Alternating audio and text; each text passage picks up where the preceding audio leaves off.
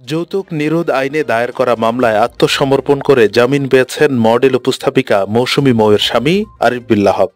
বুধবার শুনানি শেষে ঢাকার মেট্রোপলিটন ম্যাজিস্ট্রেট তাহমিনা হকের আদালত আসামির ১,০০০ টাকার মুচলেকায় এই জামিনের আদেশ দেন। আরিফ বিল্লাহর পক্ষে জামিন শুনানি করেন আইনজীবী প্রশান্ত কুমার কর্মকার।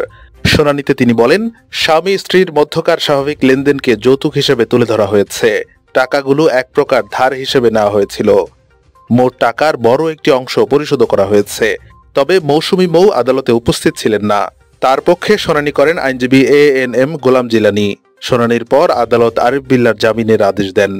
মামলার অভিযোগ থেকে জানা গেছে, ২০২৩ সালের ২০ অক্টোবর আরিফ বিল্লাহ হকের সঙ্গে মডেল ও টিভি উপস্থাপিকা কামরুন নাহার মৌসুমী ওরফে মৌসুমী মৌ পারিবারিকভাবে বিবাহ বন্ধনে আবদ্ধ হন। কৌশলে তিনি তার স্ত্রী মৌয়ের কাছ থেকে বিভিন্ন সময়ে ৭,৯৫,০০০ টাকা আদায় করেছেন বলে অভিযোগ করেন মৌ, যা যৌতুকের টাকা হিসাবে দাবি করা হয়েছে। একই সঙ্গে যৌতুকের টাকার জন্য মৌসুমী মৌকে মারধরেরও অভিযোগ করা হয়েছে। পরে এই ঘটনায় ঢাকার CMM আদালতে যৌতুক আইনের ৩ ধারায় মামলা করেন মডেল ও উপস্থাপিকা মৌসুমী মৌ।